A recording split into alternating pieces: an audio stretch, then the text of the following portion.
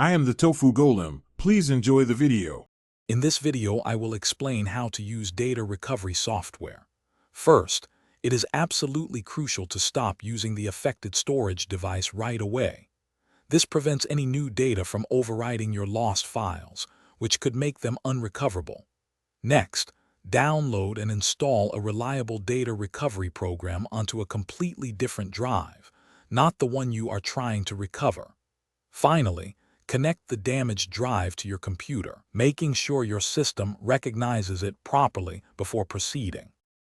Once your software is installed and the drive connected, launch the application. You will then need to select the specific drive that contains your lost data for the scan.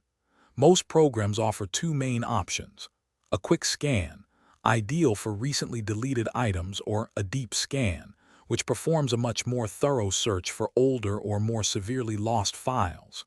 Be patient, as a deep scan can sometimes take several hours or even longer, depending on the drive's size and condition. After the scan is complete, the software will present you with a list of all the files it has found. Take your time to carefully review this list.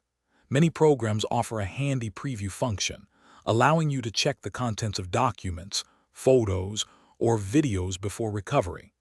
This is super helpful for confirming the integrity of your important data. Once you are satisfied, simply select the specific files or folders you want to bring back.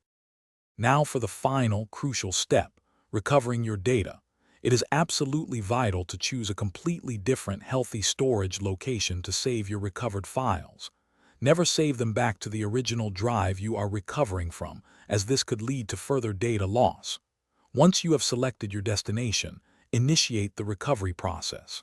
After it is finished, take a moment to verify that all your precious files are accessible and in their correct format. Congratulations, you have successfully recovered your data. Thanks for watching. Consider subscribing if we helped you today.